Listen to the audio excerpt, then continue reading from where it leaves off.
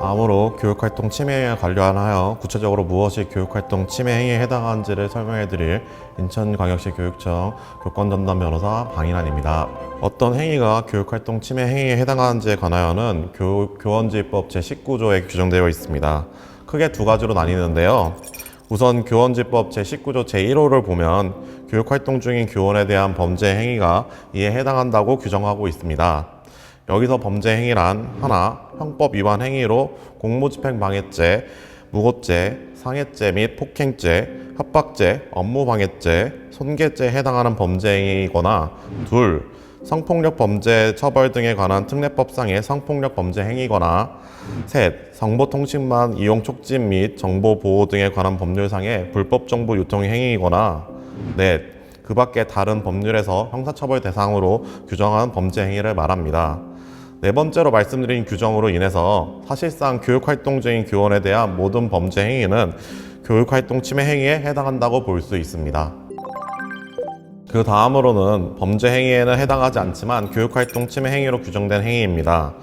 교원지법 제19조 제2호에는 목적이 정당하지 아니한 민원을 반복적으로 제기하는 행위, 교원의 법적 의무가 아닌 일을 지속적으로 강요하는 행위, 그 밖에 교육부 장관이 정하여 고시하는 행위가 교육활동 침해 행위로 규정되어 있습니다. 여기서 교육부 장관이 정하여 고시하는 행위가 무엇일지도 궁금하실 텐데요. 교육활동 중인 교원의 영상, 화상, 음성 등을 촬영, 녹화, 합성하여 무단으로 배포하는 행위, 그 밖에 학교장이 교육공무원법 제43조 제1항에 위반된다고 판단한 행위가 이에 해당합니다. 여기서 교육공무원법 제43조 제1항이란 교권의 존중 및 교원의 전문성, 부당간섭 배제를 명시하고 있는 규정으로 이 규정에 명확하게 해당하지 아니한 행위더라도 교권보호위원회에서 교육활동 침해 행위로 판단할 수 있는 근거 규정에 해당한다고 할 것입니다.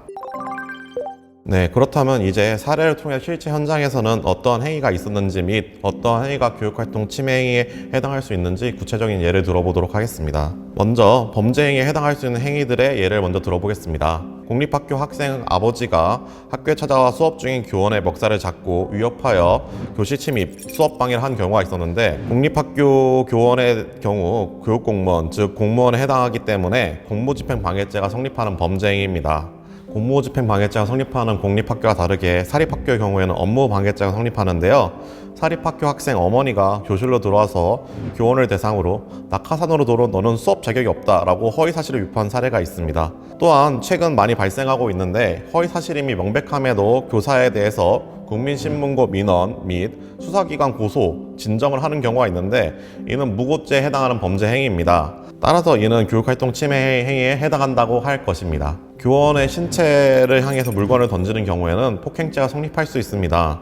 우리 법원은 사람의 신체에 직접 간접적으로 힘을 행사하는 행위, 즉 유형력의 행사를 폭행으로 보고 있어 사람을 향해서 물건을 던지거나 침을 뱉는 것, 때리는 척하는 것 모두 폭행으로 판단할 수 있습니다. 폭행에서 더 나아가서 교원을 고의로 넘어뜨리거나 아니면 폭력을 행사하여 교원에게 신체적 상해를 야기한 경우에는 상해죄에 해당하게 됩니다. 다음으로 교원에게 선생님의 아들을 알고 있으니 찾아가서 가만두지 않겠다, 자꾸 잔소리하면 자야겠다, 내 사촌이 조폭인데 혼내주겠다라고 말하면서 위협하는 경우에는 이는 협박죄가 성립할 수 있습니다.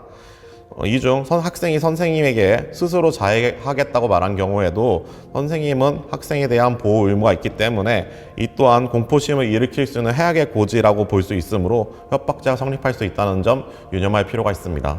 특정 교사를 대상으로 A 교사가 시험 문제를 유출시켰다, 학생을 성추행했다, 범죄자다라고 허위사실을 유포하는 경우에는 사실에 해당하더라도 명예훼손죄에 성립할 수 있습니다.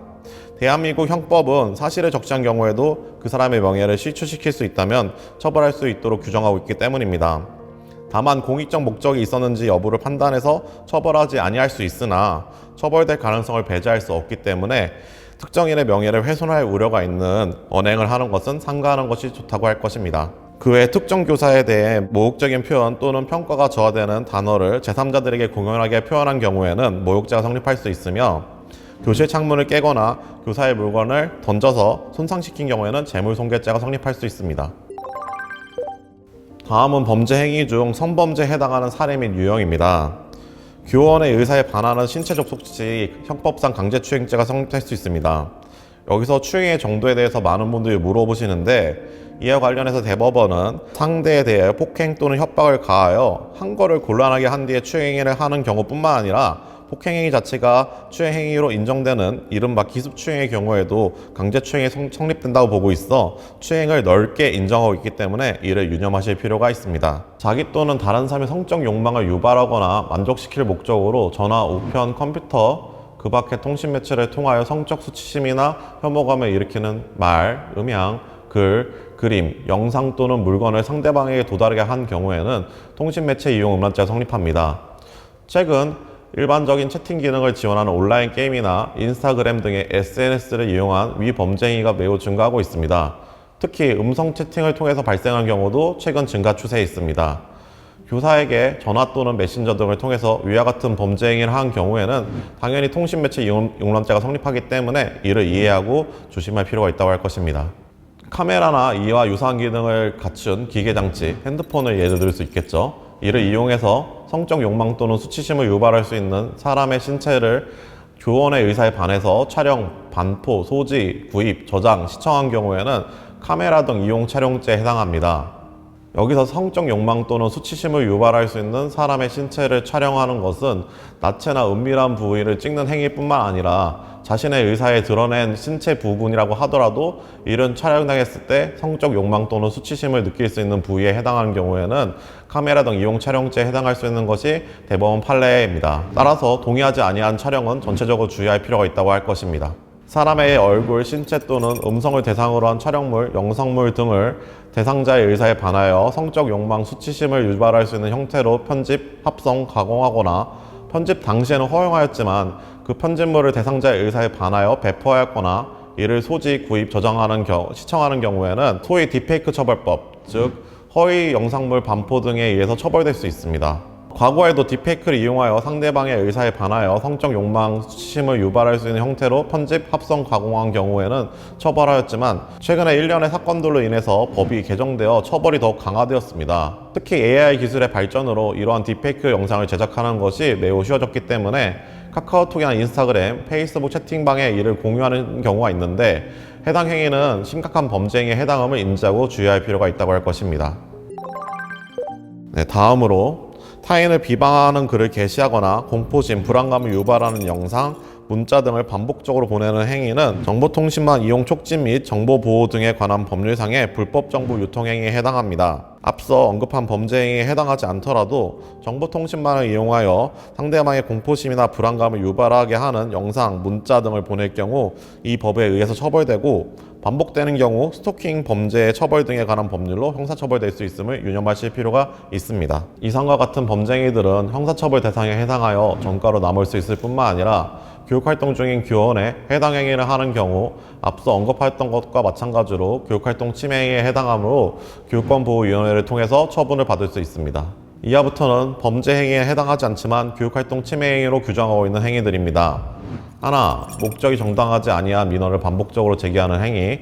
둘, 교원의 법적 의무가 아닌 일을 지속적으로 강요하는 행위. 셋, 교육활동 중인 교원에게 성적 언동 등으로 성적 굴욕감이나 혐오감을 느끼게 하는 행위.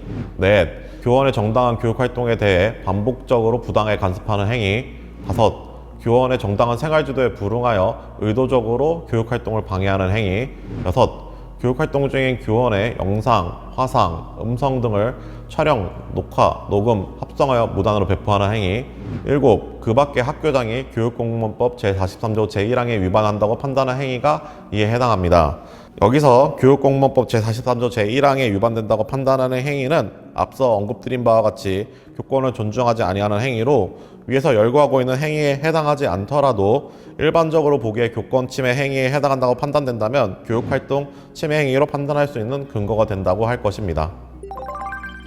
다음으로는 위 행위들에 대한 주요한 사례들을 알아보도록 하겠습니다.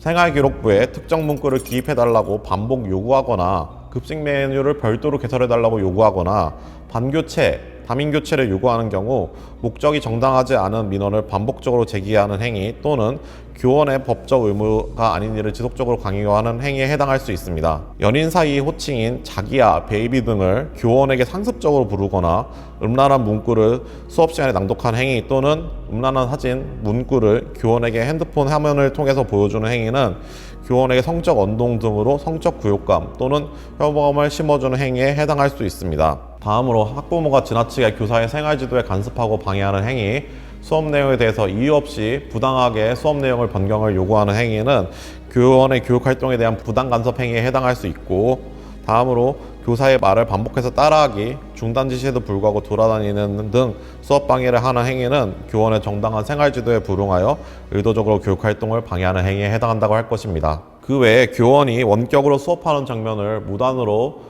편집, 합성해서 인터넷 메신저 등에 배포하는 행위는 교육활동 중인 교원의 영상, 화상, 음성 등을 촬영, 녹화, 녹음, 합성을 무단으로 배포하는 행위에 해당하며 교육활동 침해 행위를 구성하게 됩니다. 이처럼 전반적으로 판단했을 때 교육 전문가인 교원의 권리를 무시하고 교원의 정당한 교육활동을 침해하는 행위가 이에 해당한다고 할 것으로, 위와 같은 예시 외에도 이에 준하는 행위들은 교육활동 침해 행위로 볼 수 있으므로 말씀드린 사례들을 보시고 주의하실 필요가 있습니다. 이상으로 교육활동 침해 행위에 대해서 구체적인 유형들을 설명해 드렸습니다.